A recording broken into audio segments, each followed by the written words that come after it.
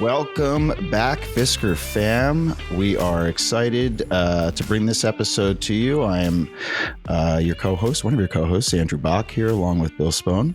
And special episode for us today. We're excited to have our FOA president, Cristian Fleming, joining us for this pod. And we're finally getting to talk to Cristian a little bit more about honestly, the entire impetus for this initiative, a little bit more about his background, and this is one of those interviews we were hoping to bring to you before the voting process, but schedules wouldn't align. So we're happy to have him with us today. Hey, Cristian. Hey, guys. Yeah, tell us your life story that led you to the point of saying, I'm going to take on this crazy initiative. How much time do you have? There's tons of editing time.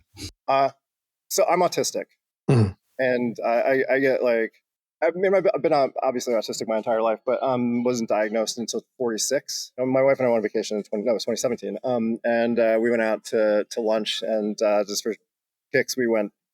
We got there's a lady who read tea leaves at this place we were at, and like we were like, oh, we were $5, and like, you know, she read our tea leaves, and we can laugh about it. And the lady on mine, she was just like, oh, everything about you is extreme. And my wife laughed at me. She's like, yeah, that's actually pretty accurate. I thought this was going to be nonsense, but like you like find the ways to kind of like just basically like push everything to some like maximum extreme, and it's just like kind of the way that I do things, but it's just sort of feels normal to her, and she's just used to like me getting into things like this. So when I said like, this is where I'm at, this is what I'm doing, she was like, this makes sense, like I totally get it. You know, I know why this is interesting to you. But, you know, I think that I am actually like pretty well suited for this, because I can sort of just stay focused on something for a very long period of time. And that thing can be very frustrating, and it can be really difficult. And like, I just find it interesting. Yeah. I don't know if a lot of people know your background. Like, what do you do? Bill, you just asked the question my mom asks me all the time. Like, what is it that you actually do? And she asked my brother the same question, because he's a biostatistician, and I'm a designer, which is like, people think they know what it means, but it's actually like this like vast profession. So I'm a system designer, and so what that means basically is like I use human-centered system designer.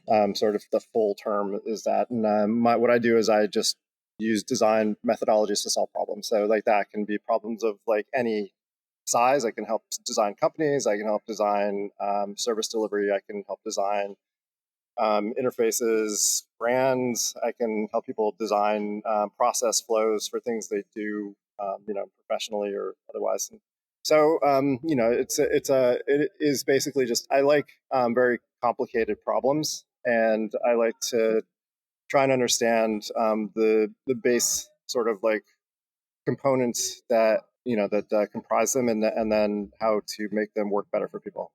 So taking on this role at FOA, that is probably is this one of the most complicated problems you've taken on?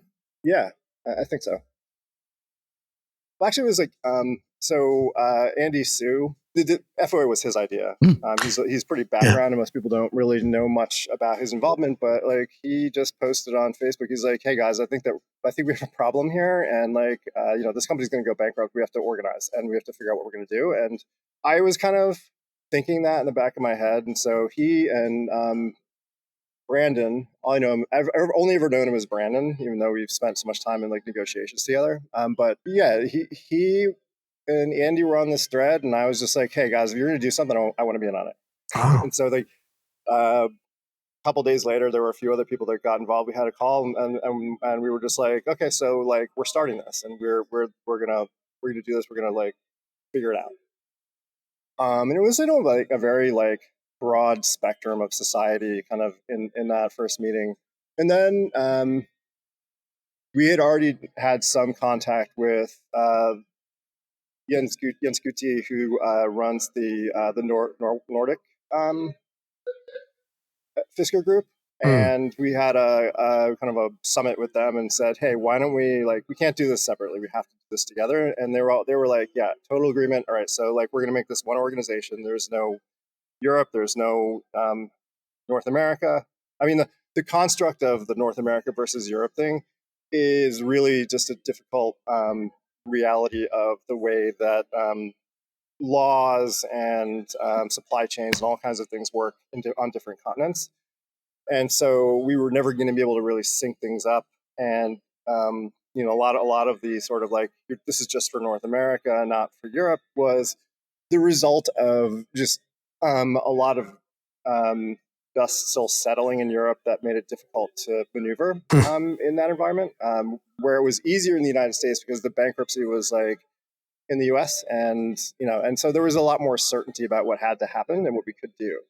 And our goal has always been to never see this as one or the other, but to get everything to parity so that it's one group across the ocean. Then we've got like our weird stragglers, and we've got some cars in Kenya. We've got I've got a few of them in Ukraine, some in like Eastern Europe, and they've found their ways to some very strange places with like no hope for any kind of service. Which is a challenge that we have to figure out, right? And so, some of what we're doing is about making serviceability of vehicles that are so far out of range that it doesn't make any sense to try and drive it from Ukraine to Germany or something like that to get it serviced. How much can we do for people on our own? What can we build for people that gets them at least 50, 60, 70% of the way, that a lot of that software stuff, we get that into the hands of people. And so that's been one of our challenges is like, how do we do that? And I think that look, it feels like an eternity for people because, it's your vehicle and you spend a bunch of money on it and you want it to work and you're like, well, is it ever going to? And also you're just a bunch of random people picking up the ball, trying to run something you probably rightly got no business running. Yeah, but that's part of the fun. So a lot of the stuff we've had to do is just this balancing act of this is something also I'm not really a people person. You might think that's surprising because I spent so much time talking to people. But the thing again is I am into it so long as I have a purpose and I have a reason, right? So I'll talk to people forever if I can kind of explain things to them, let them know what's going on, and kind of keep them from freaking out about stuff as much as possible. Though, a lot of people still freak out, so you can only do so much, right?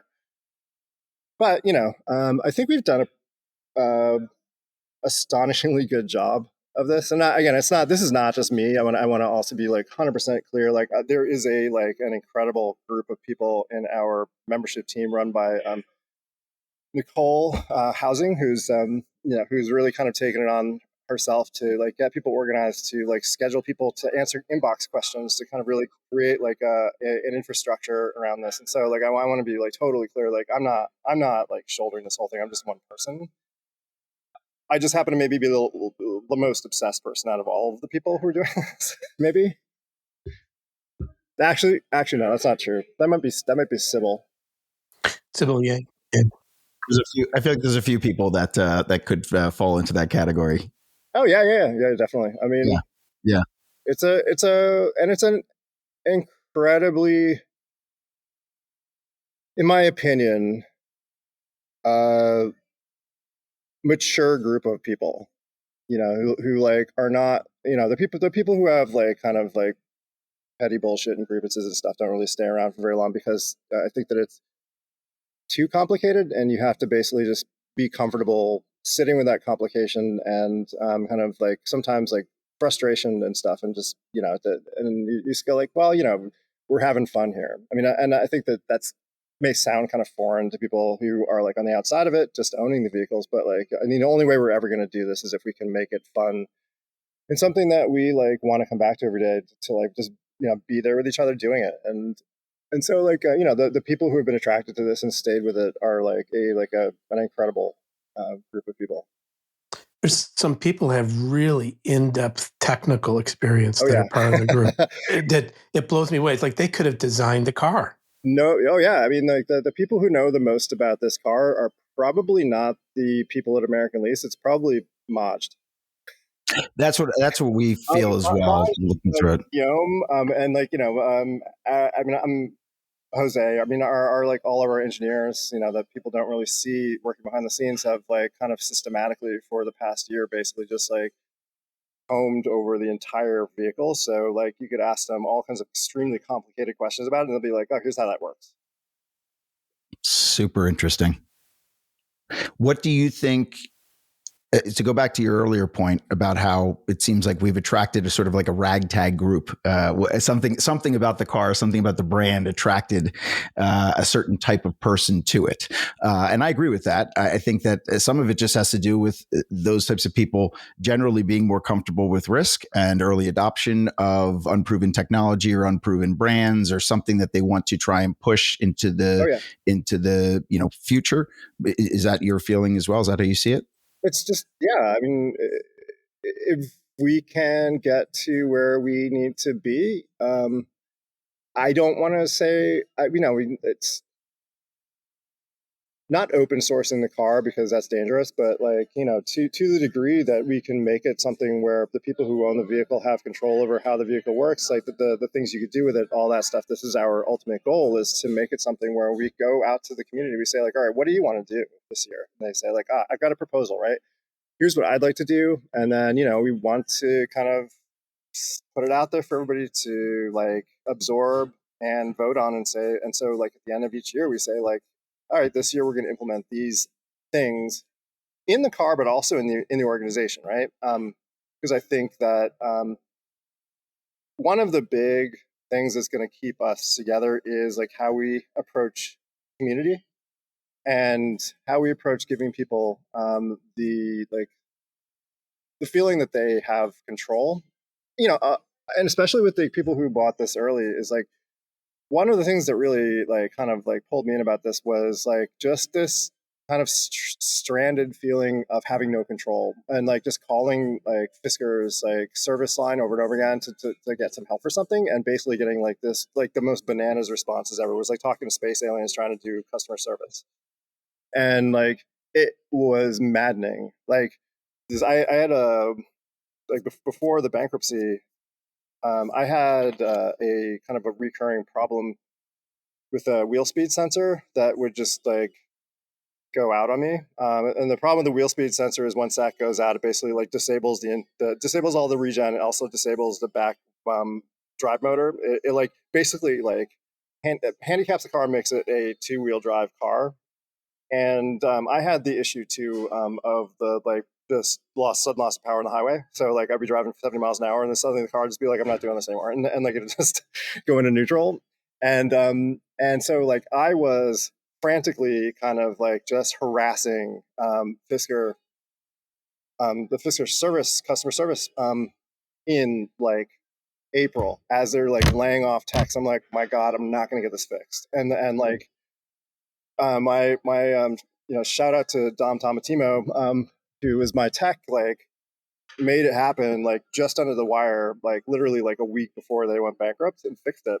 And I was just like, that feeling was like, that was a bad feeling, because I was just like, I don't know how to fix it. I don't know anything about this car. Like I don't like have any idea what to do here. Maybe I'm fucked, right? And so I wanted to like have some kind of a sense of control, and I felt like the way to do that was to like find other people who were in the same boat and see what we could do, because then at least like I'm not like alone in my like misery. I've got some company, and that feels a little better, even if it's not great.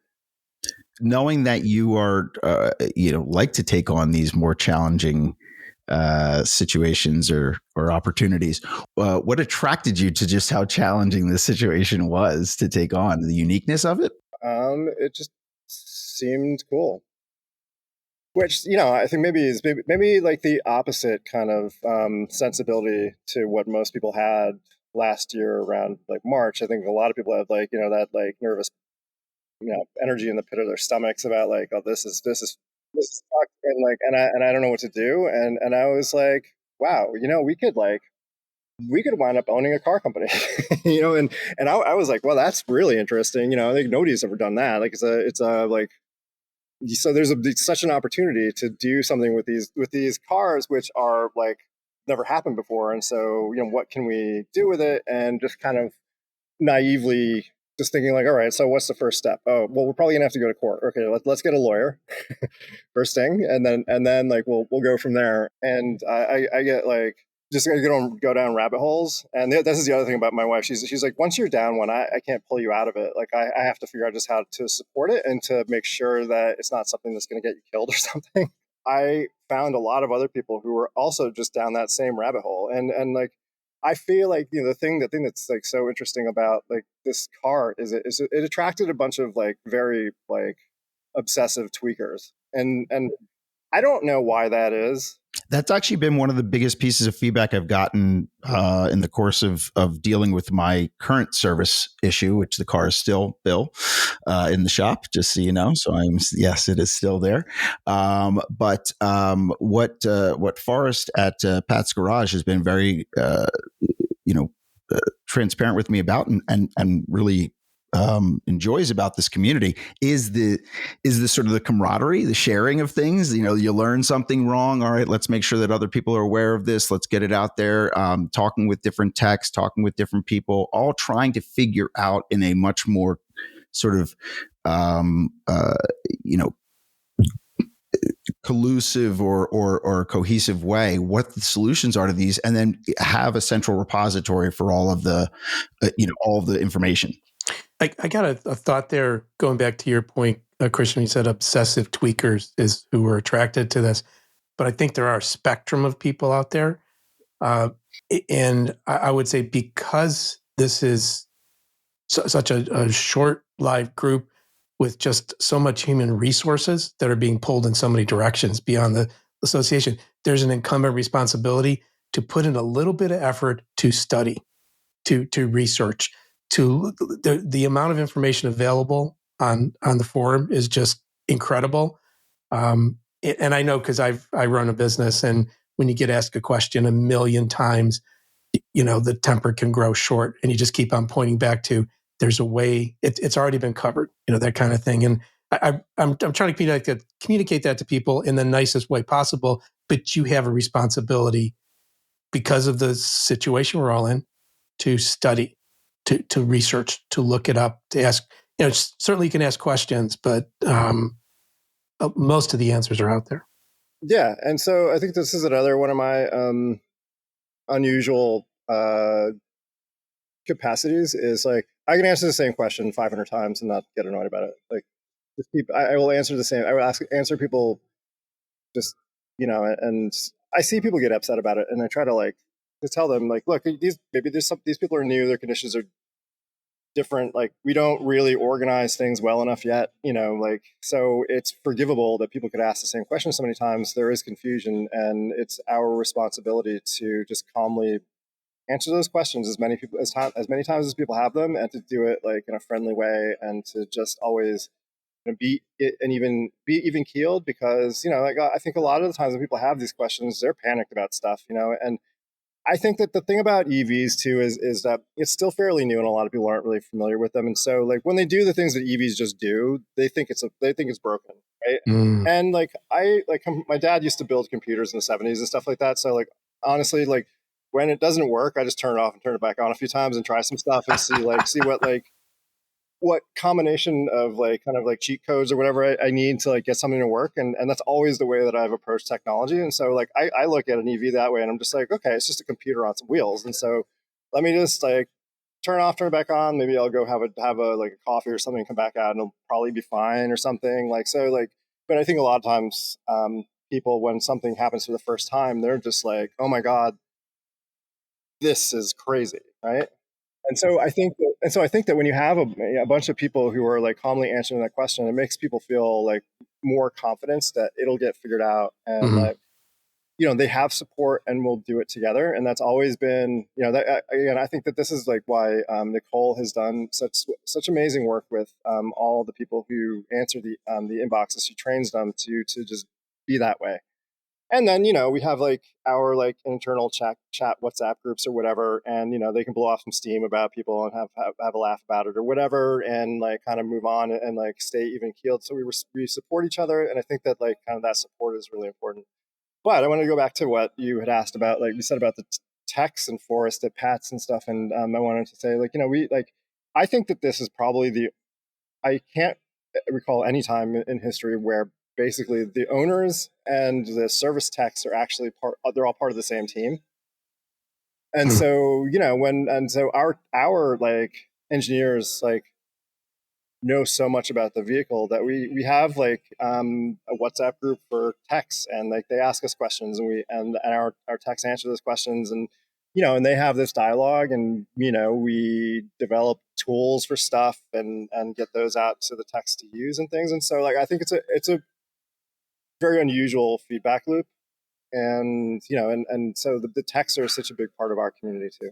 Yeah, and I think honestly, Cristian, your point about people being uncomfortable with EVs writ large, I think that's true of just modern vehicles, right? I think as any new, I see any, my dad, both my parents got new cars this year. Neither one of them would get into an EV, but I was able to put them into their first mild hybrids, and even that, just a mild hybrid with a little bit of modern technology, they're like, "Whoa, this is an enormous sea change," and I'm going, "Well, yeah." I mean, the complexity of the technology in any modern vehicle, EV or not, is extraordinary. Yeah. I mean, EVs are just one step further into like just the unknown. Yep. But yeah, no, that's true. I think it's general. Go ahead, Bill. So yeah, I was going to say some other sort of spin-off organizations and companies have actually started because of FOA for different reasons. And I think maybe there's a chance to provide some clarity why these organizations exist the way they do. Sure. FOA is a 501c7 nonprofit, which means that it has some very strict rules around a lot of things. And so a corporation has more flexibility to do stuff. So, and also just to kind of like keep the food and the dishes in their like own separate spaces or whatever, because it could get more messy. And so we formed Tsunami to focus just on hardware and parts, and getting access to parts and making those parts available, and dealing with supply chain. Undercurrent was started a few months later to deal with like software stuff. And so that keeps these things in their own silos, and it keeps the nonprofit focused on being a nonprofit and just a nonprofit. It's not interested in like all of these other technical things.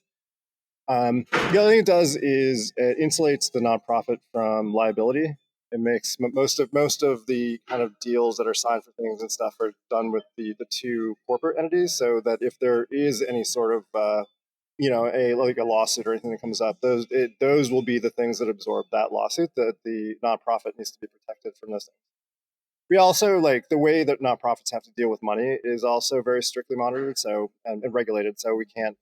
We're just trying to make sure we don't run afoul of anything doing this, because we've got limited budgets and sure. Limited people's time. So we need to do everything in our power to make sure that we don't wind up. I mean, I'm saying this as I think about the bill for our bankruptcy lawyers, but yeah, I mean, we would like to. We want to structure this in a way that is like least likely to cause operational or financial pain for anybody involved. I think there's also a chance for you to provide some clarity in terms of Fisker Finance or Chase and the involvement and the attorney and all that there. Like that's something totally separate from FOA. It's an issue being tracked, but it's not being managed. Yeah. My mission from the beginning was I want people to get whatever they want to get out of this experience. If getting out of it is what they want, I want to help them do that. If staying in it is what they want, I want to help them do that. That's me personally. But when we started the organization, like I would say, like the first meeting we had, we said we decided that like all the FOA is meant to do under its mission is to make sure that our vehicles remain operable and serviceable. And that doesn't involve going after lenders and things like that. So so we have one of the people on our internal team, Paul Presberger, took the lead on this and really kind of went to ground to find lawyers and stuff to handle that. And once we found what we thought was a good legal representation, we opened the door and walked away and said, like, if you want to go through it, that's on you. But like from this point forward, this is not something that we are in charge of. And so, Right. I mean, I think that's we did a pretty good job of establishing that that wall between those things, I think. Yeah. And to their credit, I feel like Coggins Berman has been a dog with a bone about it, and they have got. I mean, the I think there's a kind of an important thing to a distinction to make about what Coggins Berman is doing with arbitrations and the letters people have been getting from Chase, because they're not the same thing. Chase is sending letters because they know that they're on the hook for this, and they're trying to basically frame it in a way that's more favorable to them before arbitrations, because they're probably going to lose. My opinion, based on what I'm looking at, and so the letters that the offers that Chase and Rivian are putting out there are like them basically admitting, like, we're not going to win this, and we're really hoping that we can kind of like soften the landing, which is fine, whatever, and I think people have the opportunity to kind of like take that offer, if it's good for them, or to stick with it. And my feeling is, if people stick with it, as long as they understand realistically what they're going to get, there's a good chance that they will get that. And I think so. It's all complicated, right? The thing is, okay, I believe the holder rule only allows for the return of up to however much you borrowed, right? And so I think that that's something people really should know, is that if they owe less than they were offered, they're never going to get an offer that's higher than the one they've got. Chase is not interested in buying your car back from you, like, and giving you back the money that you spent in cash on it. And honestly, if I was Chase, I wouldn't be interested in that either, and I wouldn't do it. So I think that the people who like really should kind of stick with it and keep going are the ones who have like financed a whole car, or they have like more than they were offered, still like they're on the hook for that. I think that gap will be filled, and so those people, I think definitely shouldn't take any offers. And if you're not getting what you still owe back, then it's a bad deal. Yeah, that is my situation, and that is my approach as well here. Yeah. And like I think I'm honestly like, whenever anybody gets out and like you kind of see their sense of relief for their own situation, I support that. And this is all I've ever wanted for people, was for them just to find some kind of closure, and to be able to get out in a little better shape than they might have without some kind of an effort, but to put them in the best shape they possibly can be in. I mean, that's like what I hope for. And then like the people who want to stay in, like I said, like let's go somewhere and let's do something interesting. FOA is an international organization. How does that work? How does that work? Well, can you technically, how does that work, or like just there are people, I know there's people in the town halls that are representing Europe, and that it's sort of like, how does the international aspect feed in? Because there's also parts in Europe, things like that. I mean, we try to think of it as one thing. We help each other on both sides of the pond, and like we think of it as like one entity that needs to operate cohesively across all of its geographies. Yeah, there's so much common ground there that you need to do exactly. And also just, so, I mean, one of our lead engineers, Summer, is Swedish. Our secretary is from Denmark. We like really wanted to make sure that, it is really an international effort and that everybody's involved. I think technically the way it works, it's a US nonprofit, and I don't understand how like business law works or like nonprofit law works. So I can't really get into the details of that, but Yeah. From a collaboration perspective and from like a perspective of just kind of making sure that like no area gets left behind, no country, like no people. We have to be communicating because there could be no. There are only like 7 or 8 thousand of these things like on the road aside from American Lease, and obviously we're a small group, and if I think you use the old as Benjamin Franklin said, like if we don't hang together, we'll surely hang separately. And I think that that's very true here. And so, like the only way this is ever going to work is if like we are like one organization that basically just figures it all out together. Got it. How about the aspect of vehicle software updates? Who controls that? What's going on there? So presently, this has been a bit of a complication. This is another like kind of like multi-part thing, but so the liquidating trustee who was appointed by the Unsecured Creditors Committee, of which I was a part, is tasked by the NHTSA, which is the U.S.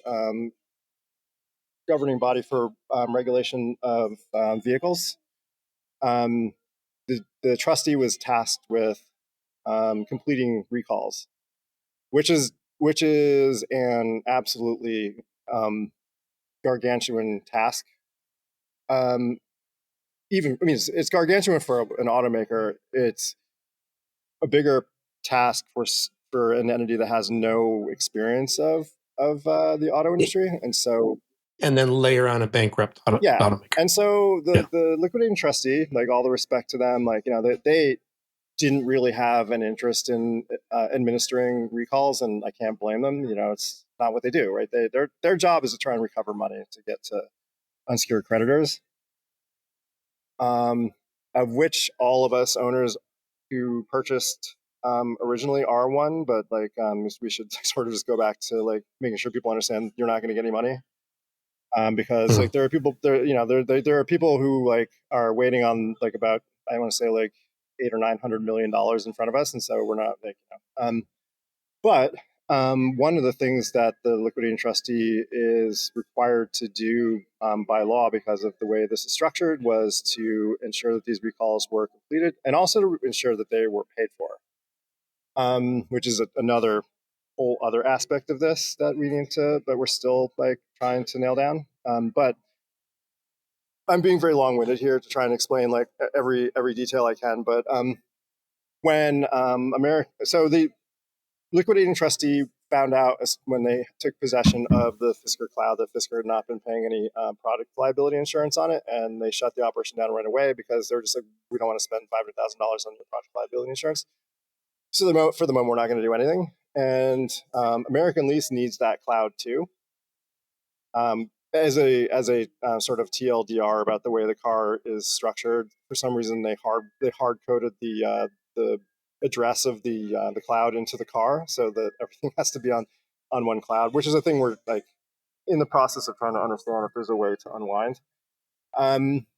We actually are making progress on that, but not enough so that I'm ready to talk at length about it. Mm-hmm. But American Lease wanted to get their vehicles on the road, and so for them it was kind of an unacceptable situation to just be stuck in limbo, because for them it's a business, and they're losing money as long as those cars are just sitting there doing nothing. And so they took initiative to go to the trustee and to say like, well, what can we do to get access to this cloud early? Because the original agreement was that the cloud would be turned over to American Lease and FOA in January, but this was October, and so they made a deal with the trustee to gain access to that cloud, and the trustee, like, shrewdly negotiated that American Lease could just handle the recalls so that the trustee doesn't have to. And so American Lease is in charge of this with Indigo, which is their technical partner, who is currently the cloud administrator. And originally we tried to work with them and to give them some systems that could make things smoother so people had more information. And it was a difficult fit for reasons I'm not going to speculate on in this conversation. But it eventually what happened was that kind of broke down, and they just kind of took their ball and went home and started doing stuff on their own. And that was when we were just like, they're rogue, we can't stop them from doing anything. We were trying to do these scheduled updates, which we were hoping would work, but that caused its own kind of set of problems with people kind of like who couldn't keep their hands off their cars while it was updating. People would open their cars up and it would like stop the update in the middle of something and break their car. Like there was a bunch of that stuff. And so they kind of changed the configuration of how they did the updates to, I think this is actually something that people should know, because there's a lot of speculation around this. There's 2.2, and then suddenly there was 2.2.1, 2.2.2. The reason they did that was that the full 2.2 is a massive download, and the battery. Another weird like nugget of information. The cars, when they were shipped over from Austria, they for some reason put the batteries in the key fobs and left them on the front seat, which kept the car awake the entire like 2 or 3 week trip, and just wrecked the 12 volt batteries. And so the original 12 volts like are really fragile, and so when they start pushing these big updates, like the 12 volts they would just die like all the time, right? And again, like the same thing as if you're opening your car while the thing is updating. If the 12 volt dies in the middle of a module or something like that, it's got half the code, and then the car's like, I don't know how to read this. Like, what is this? It's like not going to work, right? And so there's a lot of that. And so what they did was they broke it down into kind of the bare bones modules needed to address the recalls. And I think that's a fine strategy. It would have been nice had they told people about that. We had to do a lot of like chasing them around to figure out what that was. And ultimately, they didn't even really tell us. Again, we have fantastic engineers who can figure this out. And so like we can tell what's happening, what's not happening. And so 2.2.2 is a partial that contains only the absolute bare bones necessary modules to address the recall. What's the problem with that? And you have like a sort of now a bifurcated population, some that have like everything, some that have part of things. And there was no clear plan from I'm starting to get into like why we're like in a position we're in right now, but there was no like clear plan as far as we could tell for getting people to a completed 2.2, which was our like red line. We said like, no, everybody has to have the same thing. You can't give some people the whole thing and then the rest of the people get like part of it, and like, well, what can we do? Well, fuck off, right? We like the guidance from NHTSA was that 2.2 must be installed in the cars. 2.2 is the full software package, and so we have maintained that is on the trustee, and therefore Indigo and American Lease to do, and to not charge anybody for it, because that's this is a federally mandated recall. This stuff has to be covered according to the NHTSA. And 4 of the recall aspects are software, and 2 are physical. The water pump and door handle are physical. Yeah. So yeah, the pump of the door handle. So I think that also kind of gets me to the point of giving people maybe an update on on the trustee covering that stuff as they are required to do. Yeah. Yeah, and I think like people, I think we're rightly impatient in asking like, well, what's going on with that process? Why isn't it moving faster? Is it still even happening, right? And the answer I can give is definitively, yeah. I mean, we expect them to cover the whole thing. When this all started, what happened was we got offered, I want to say it was like $350,000 to give to everybody to cover everything, and we were like, how's that going to work? because this is like $2 million worth of work. And that kind of kicked off a now ongoing, basically 4-month conversation at this point with the trustee and with American Lease to just say, look, like, nothing against you guys, but this is the rules. This is the law. It doesn't matter that you don't want to pay it. I would also love to spend my money on something else, right? But that's the law, and that's what that's what you need to do. And so we've just been our only MO is like, we must advocate as forcefully as possible for owners and the things that owners need, and that just requires a lot of very stressful and oftentimes boring conversations with people about esoteric stuff. I spent a lot of time with lawyers. Yeah. When it comes to those physical aspects of the recall, there's also like a likelihood that you'll be like the battery thing. I've heard said it's going to happen. It's just a question of when. Yeah, you need to replace your original battery. That was the guidance that we started landing on with people when they would ask about the recalls, and they were like, had some uncertainty or trepidation about signing up and stuff. We just told them, look, replace your 12 volt. Just do it, because you're gonna have to do it anyway. Right. And we have like it's almost guaranteed that your original 12 volt is garbage. Right. So, but the water pumps and the door handles, what's sort of the likelihood of those failing? Any feeling for that? Water pump, most of the time the failures are going to happen in extreme climates. So like extreme heat, extreme cold, things that really kind of tax your HVAC. The cabin HVAC. And if you're in more temperate, sometimes water pumps will fail in more temperate regions, but you're in a lot less danger of it. Norway, if you talk to Jens about like the frequency of failures up there, it's off the charts. Like everybody's car is like crapped out at some point because of the pump. And the water pumps are available through Tsunami, and just recently Tsunami, and they will also be available through Tidal Wave, which is the We talk about Tidal Wave too, because Tidal Wave is Tsunami's cheekily named sister company in Europe that also handles those things. So they have established relationships with the company that makes the water pumps. They have bought a supply of them. In the States, we have a supply of them because of the bankruptcy and because of the recall, and they were required to be performed. So we have pallets full of those in the States. I mean, Europe has been a bit more complicated because there is no recall there. And so there's no obligation to do anything. And so the thing we had to do originally was, before this winter, I'm not sure if we actually did it this way, but like we had a plan to ship a certain number of pumps from the States and the warehouses where they are in California over to Europe. So they had like at least a starter. This is again also why like the cross ocean partnership is so important, because we can share physical resources, we can share information, we can share everything. So the plan was originally to ship some over there so that they had a supply, and then they were working on procuring a larger supply of them from the manufacturer. I don't know if we wound up doing that way ultimately, but it was actually like a pretty difficult winter in Northern Europe. So it was having that supply to basically do emergency pump replacements there was critical to just these cars continuing to run. And so that's the pump. Yeah. I'm sure I'm forgetting a lot of things. I mean, there's too many things for like one brain to remember. You're doing great.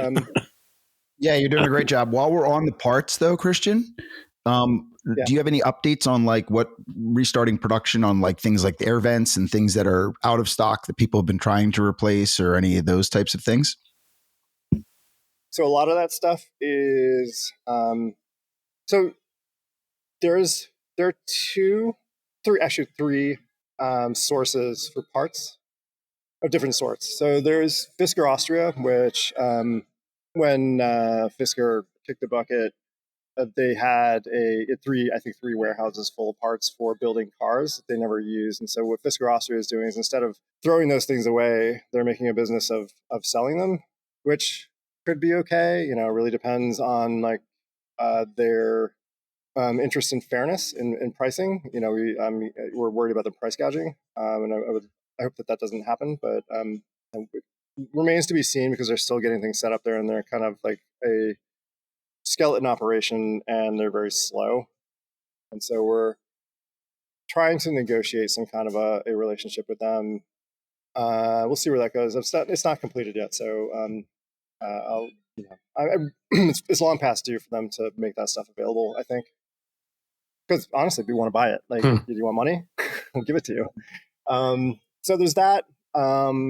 Not everything was there though. There were a lot of parts that were more sort of just like on demand that they were creating. So like body panels and some of the higher failure parts were things that they were like making like really kind of like just before production, right? And so weirdly enough, like, there are no body panels in Graz. So American Lease, being in the bumper car business they're in, is also working on kind of closing the gap between the things that they have in Austria and what is actually needed. And so they're manufacturing stuff, and we have an agreement with them to let them act as a supplier for some things and to kind of make that a essential part of our relationship, which has been honestly like when we met with Josh for the first time last June. That was really the thing we left that conversation agreeing on is that. So, that's something that's an agreement we will continue, which is really important. And then the third is basically just salvage cars. So between all those things, we've started to kind of get into a position where like we can find parts. Insurance companies now, that when claims people are looking for parts, they call us to get things, and we're like the authorities on where to find stuff. So that's a good thing, I think. And I would venture to guess the continued insurability of the vehicle probably has something to do with the fact that we help them find things, and they know that they could talk to somebody about where to get stuff, and it's not just a black hole. That's interesting. One of the other things that's come up for me in all the repairs work that I'm getting done is that Evolution Autosports, the guys back in on the East Coast, they've actually developed their own air vents that are not that are going to be manual and not using the I guess the regulator that seems to have all these challenges. So even just that's another example of the the community coming up with solutions on our own that will work for all.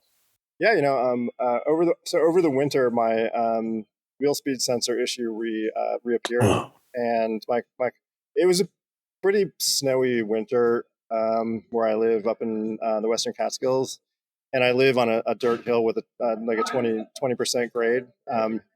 So once you get like a few inches of snow on it, it is like a bitch to get up. Without 4-wheel drive, and my car had only 2-wheel drive, and like actually were 2 incidents. There was this is mostly me being an idiot not getting snow tires. The first one I'm going to tell you, but like the second one is the wheel speed thing. But one trip home from the city, because my wife and I go to New York City all the time for work and stuff, and we were on our way home in a blizzard, and like they don't really like care to plow the roads at night up there because nobody's driving on them. And so, we were driving home on the highway at 25 miles an hour, made it to the area where we live. And by that point, like there was already like, a good 6 or 7 inches of snow on the road. And it was like kind of scary because it was, pretty slippery. And we like there are 2 ways to get back to my house. One of them is flat and one of them has this like pretty monster hill. And I made a poor choice of direction. And we wound up like getting almost to the top of this hill, and the car, again, not having snow tires, got stuck like 100 feet from the top of the hill. And my wife and I just had to bivouac in the car for like the next until 5 in the morning when the plow came, which was something. With only like 15% battery left in the car, and like needing to like heat the car so we didn't freeze to death and stuff, which it did. so that was incident number one. And then after that one, like I lost my wheel speed sensor again, tried to get up my own hill. And like a few times I did this where I basically just like slid up the hill and like you really kind of just like gun the car. It, like, the speedometer says you're going 90 miles an hour, but you're really just kind of like inching along at like, a foot a minute. And one time I kind of tried to pull that shit, and I had like only like 10% of the battery left, and I found out like how fast you can like kind of kill the battery if you just like gun it nonstop. And the car like within like I want to say like 30 feet of my house just shut off. It was like I'm done. I'm out. No more battery. And me and Fabio, one of our techs from Canada, spent the next like 3 days just like trying everything that he could think of to like try and get the car to accept the charge. And finally, I mean, it was all, oh, by the way, it was also like 5 degrees outside. And so at some point he was just like, your battery is frozen. There's no way this car is going to take a charge. And so we like I threw it on a flatbed and took it down to Joe, and Joe fixed it. And that was Fabio working remotely with you?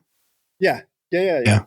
So Fabio, because of his diagnostic tools, could like see the state of the car and like tell me to do stuff based on the stuff that he saw. So it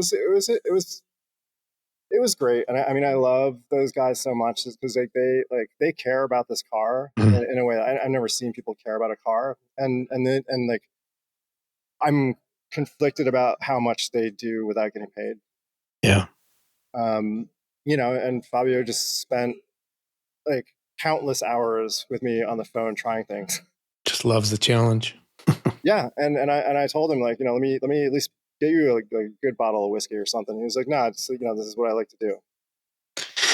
Well, I'm going to say we covered an awful lot today.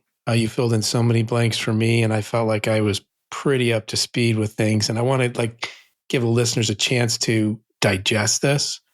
So we should have you back. We should have some other people from the team. Maybe when the software is nearing completion, that would be a great thing to have somebody. Oh yeah. Talk about that. Yeah. We'd love to talk about like roadmaps and like the things that are starting to come into focus that we didn't know 4 months ago when 4 or 5 months ago, 6 months, 7 months ago, shit. When Fisker like just died, that was when we were really able to start like digging into things that were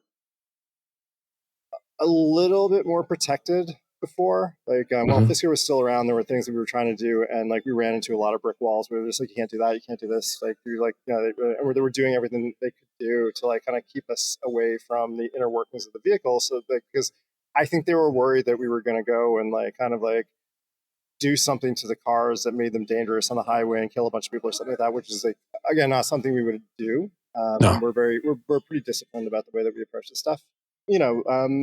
We've learned, in 100 years of knowledge in the last like 7 months, which have like basically changed our perspectives on things. And I think that like a lot of our original plans had to get thrown out the window because like things we thought were going to work, we realized were not going to work technically or otherwise, and had to kind of reshuffle and rethink. And so like I think that sometimes what looks like inactivity on the surface to people, I mean, there is like an extraordinary amount of work going on in the background to figure out like how to solve for a lot of problems.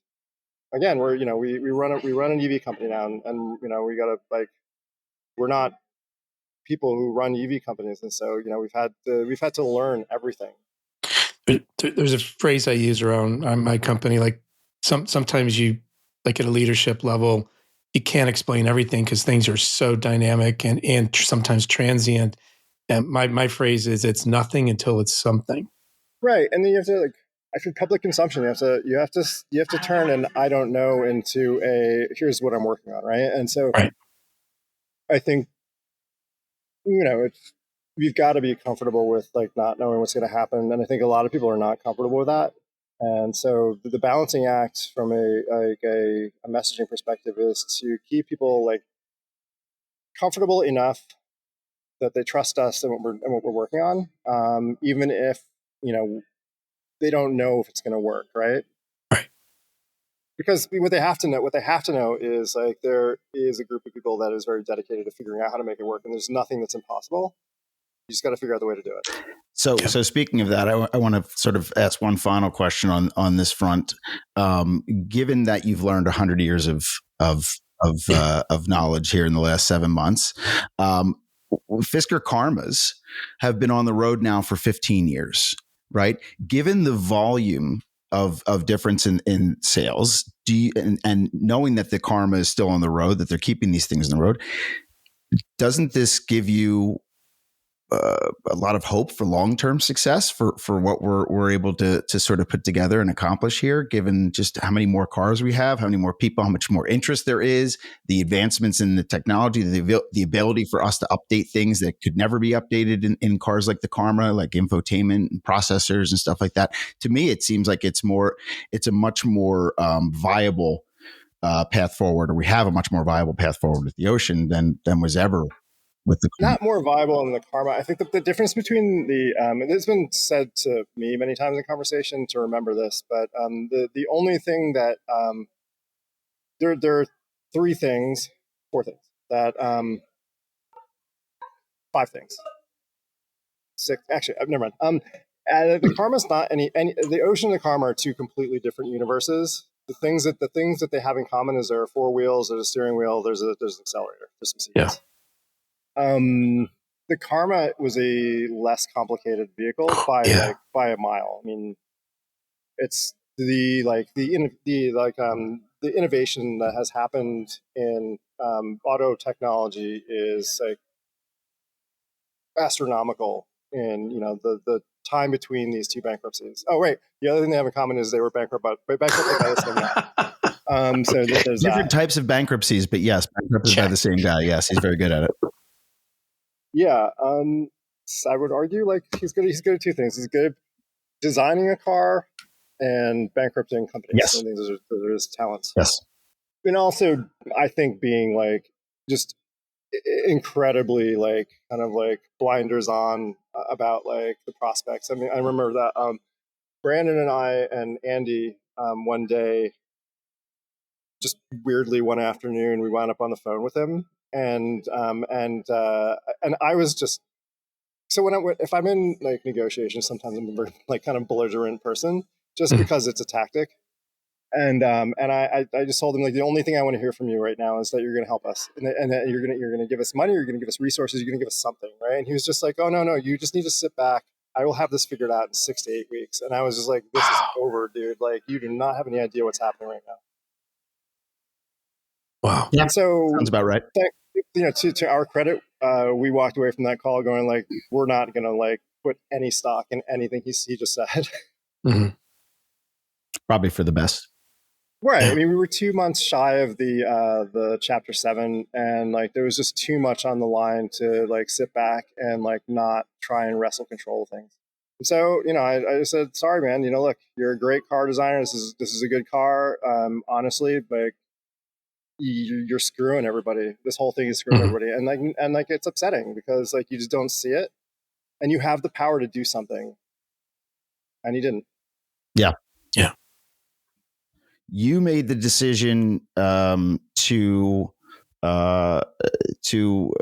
you opted, I should say, to work with Chase and Hagens on the buyout. Can you walk us through a little bit about your thought process around what made you ultimately take the offer, the Rivian choice, and everything else? Yeah, sure. So I, like many people, am married to a person who's much more sensible than I am, clearly. Like I said, it was a rough winter with the Ocean. It really kind of shit the bed a few times on things, and proved itself not to be like reliable. Certainly, especially for a place where it snows all the time. When we bought it, we didn't live there. We lived in Brooklyn, so. We were building a house, and we weren't sure if we were going to be there full time. So I wasn't really thinking as much about like weather and whether that car was the right thing for that kind of environment. And so originally we thought that nothing was going to come of this. Chase thing. But she was like, when we first announced that we were going to do it, she was like, we're signing up for that. And so our case was basically that we had a trade in and a really kind of a late model Audi Q5 with very low mileage, which I got a good deal on. And I sold it to CarMax and got a bunch of money for it, and then like paid some more cash into it. And so like our like financing was like $28,000. It wasn't really like all that astronomical. So when the deal came in from Chase, they like offered us like almost twice as much as the loan value, and she just looked at she was like, look, this car, I know you love this car, and like, but I need something that's reliable, and this is a really good opportunity to just like to do that. And so I'm like like many people with more sensible partners, I was like, you know what, I like my marriage. I love this car. I love FOA. I love like all this stuff, but like also my wife is more important than any of these things. And so like when she was just like, I want to get out of this. I was just like, okay, and like she actually likes the Rivian a lot. And so, we decided to go with the option to buy the Rivian. And, honestly, got the lease on our Rivian is $293 a month. Wow. Which, you can't really argue with the economics of this. Nope. From a financial standpoint, it's hard to pass that up.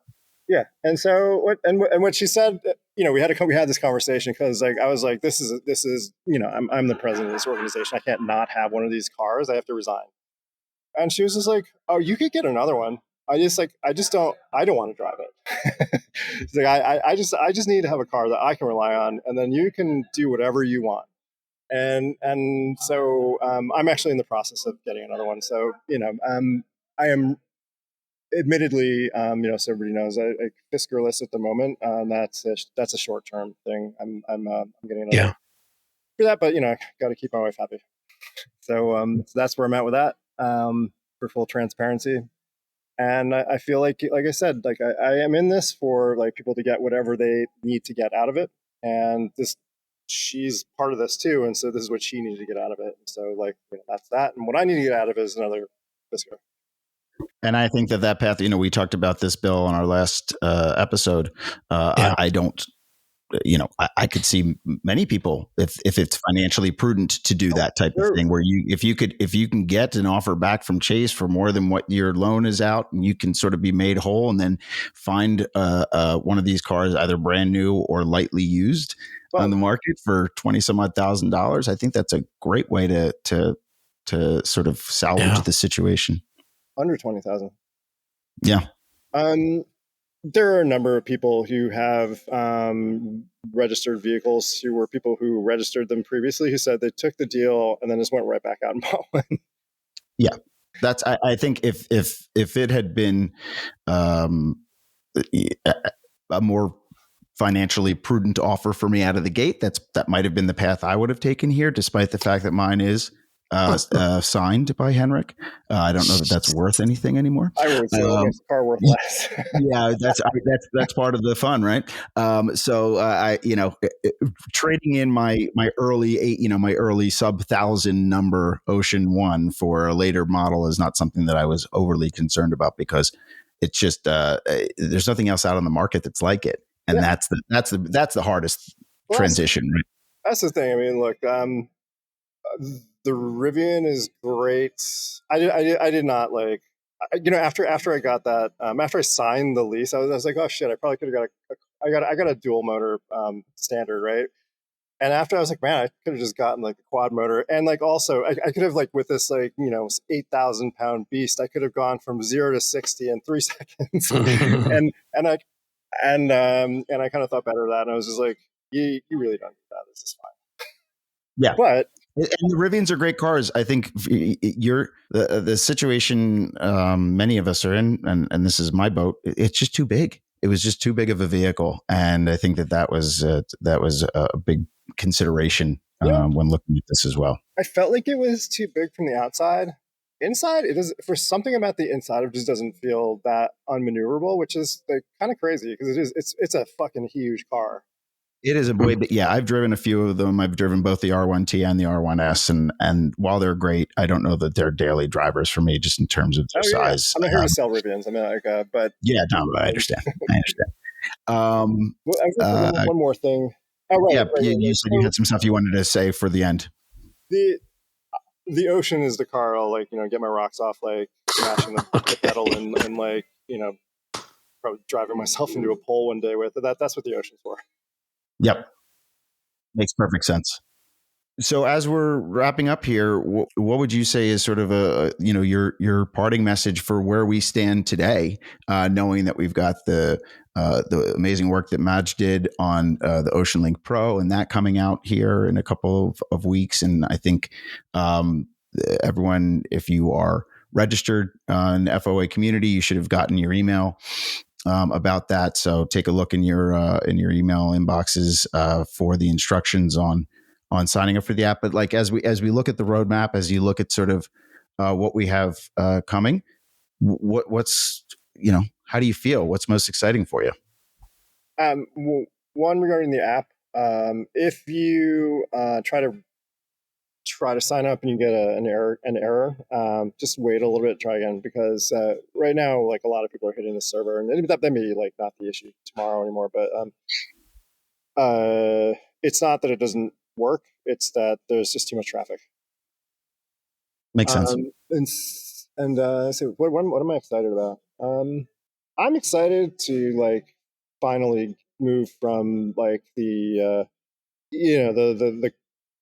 I think that the all the uncertainty of this kind of big bang that we experienced when Chapter 7, when Chapter 7, like we like are in this new territory trying to figure out how to work with like a leasing company in New York, about like how do we run a car company together. We have like divergent interests and things like that. And so there's been a lot of, I mean, it's no secret in the community that like that we've had our differences and that we've had arguments. I do want to also say like there's a dialogue. There's always a dialogue, and sometimes we don't like each other, and sometimes we fight about stuff. But we always come back to the table and talk about like what can we do together, because like again, like to go back to the Ben Franklin quote, like they're part of this too, and there are things that we can do together, and there are things that are going to cost us a whole lot more to do separately. And so I think we realize that. Josh from American Lease realizes that. And so despite our kind of divergent objectives, like that still remains something we have to consider, and I feel that they have. I think that it's just one of our primary goals is to make sure that we're not in a kind of a hostage situation where one entity controls everything about the car. And we were kind of headed in that direction, which has led to a bit more of a aggressive negotiation on our part to make sure that we're not just basically like, if Josh wants to change the prices on things, it just goes like, well, tough luck, guys. I'm the only game in town. Because he's not. I mean, we have like engineers who can figure this stuff out, and are figuring this stuff out. And so like I think that we want to work with them. And I think that, again, like for all of us, it's cheaper and we can share information and solve problems faster. But at the same time, like, look, we like our allegiance is not to making sure American Lease gets paid. It's to making sure that that owners are getting a fair deal, and not getting fucked the way that everybody did by Fisker. I think that we all have that experience fresh in mind, and so at the leadership level, we're very sensitive to facilitating any further experience in that direction for people. But what am I excited about? I'm excited about like getting through that, and I'm also excited about like what they're doing with the Ocean Link Pro app is like incredible. The My Fisker app, which is kind of like this, and the Ocean Link app is like is the app that Fisker probably should have made at some point and just never got around to. And so, there's a lot of like really exciting stuff there as far as like control of things in the vehicle that you didn't have control before, cabin preconditioning and phone is key and all that stuff that, these are the gaps we can make up. We can't yet fix things like finishing ADAS Though honestly, we are talking to Magna about the likelihood of working with them on some stuff. So, Pretty interesting. like there are some pleasant surprises in the future. I'm sure there's some unpleasant ones too, but like there, we are gonna be able to progress this. Everybody's not just stuck in time with something that will never get better. And again, like it's all about the community. I think that like part of the thing that makes this what it is, and I think also the reason why some people like I think we've had people that have wrecked their oceans and got another one the next week, and they're just like, I just wanted to get back in, right? Wow. Because like it's like where can you get this kind of drama in a car company, right? and you get a front seat to it, and you get to kind of really like see it all happen in real time, and just be a part of something that I think like if we can be successful, this is a it's a landmark moment in car ownership. And it's also an incredible platform for advocacy.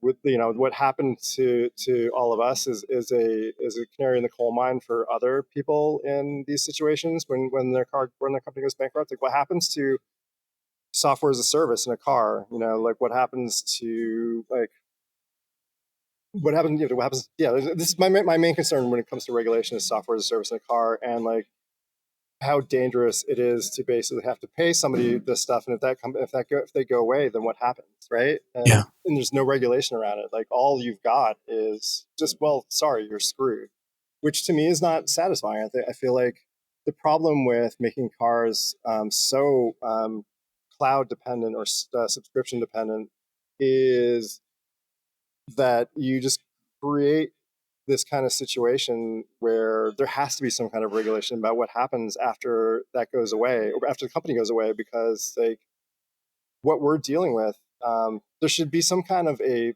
regulated path for what happens in this Yes. situation, and there isn't one. We're making it up, and so like part of what we want to do is develop a policy arm that goes and advocates for better regulations, more consumer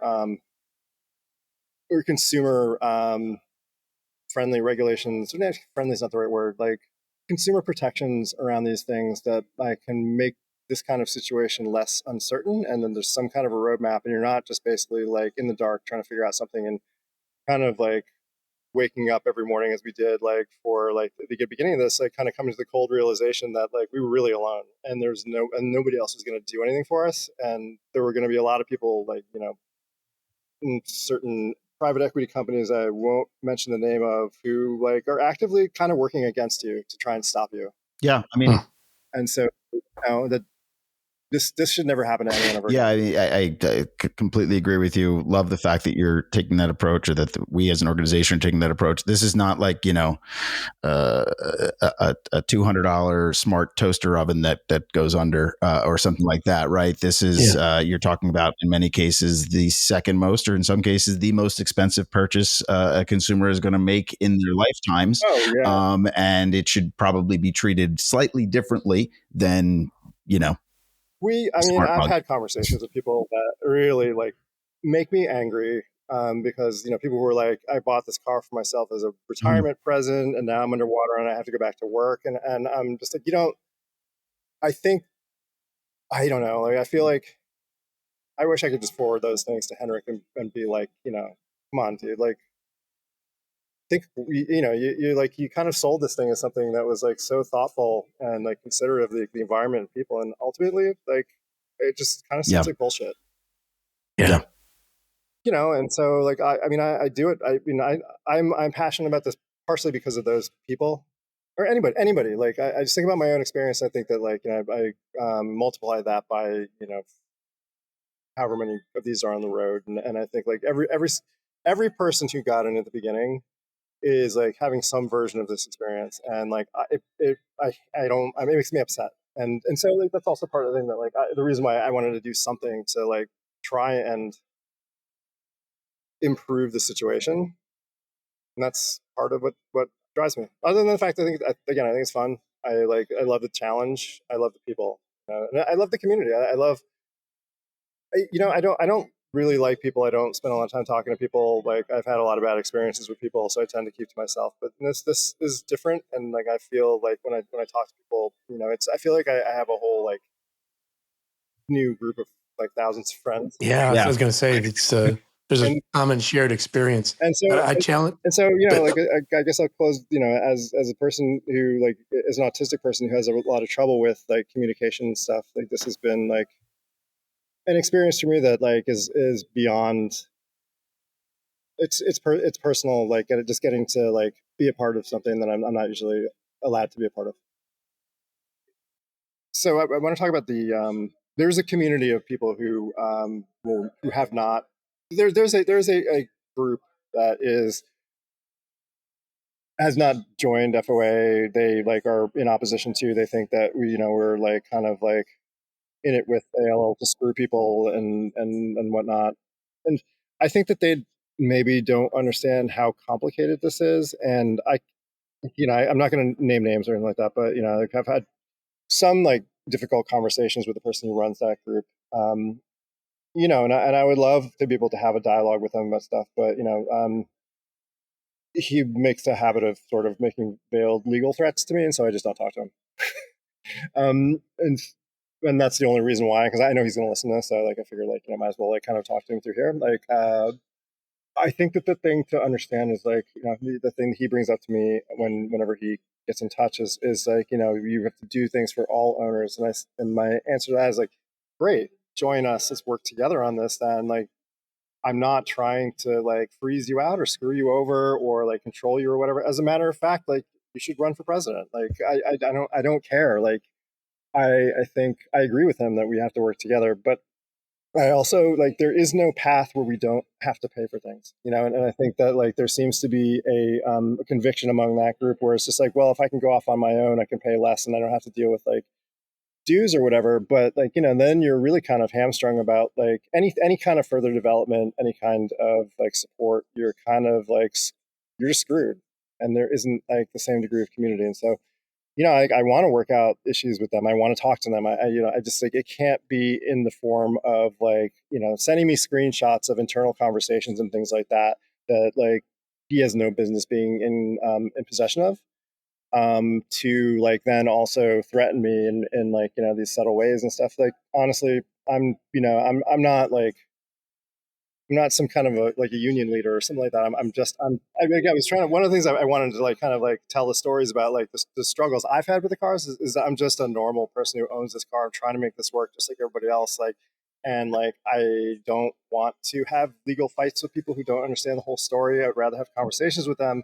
This is a little hard to have those conversations when the entree to those conversations is in the form of like a veiled threat. Yeah, awesome. Well, Cristian, thank you so much for joining us on this. Super informative, really great conversation. Something tremendous. I'm sure the entire community will find a lot of value in, and we look forward to continuing this with you and other members of the FOA leadership. And we've got a lot of fun stuff coming out, so that's great. Let everybody know how easy this was. This is just a conversation. I just wanted to say, if you have questions about something or if you're confused about anything, and you can't find information about something, if you're just hunting around and struggling to find things, the best thing to do for your peace of mind is just email info@fiskeroa.com, and somebody will get back to you. All of those people who answer those emails they have a repository of information to give people about how to do common things and troubleshoot and things like that. If you have questions about where to find a service provider, that's on the website. But again, you can also you can email info@Fisker OA and just ask them to have a conversation about the weather if you want, and they'll probably respond to you. I will too. So honestly, if people want to get in touch with me directly, please don't do it that often. But if you ever feel the need to escalate something, I tend to answer everything. So actually, I definitely answer everything. So if I don't answer you, it's not because I didn't want to. It's probably because I forgot to respond. You should just follow up. But email me. I am probably altogether too accessible. All right.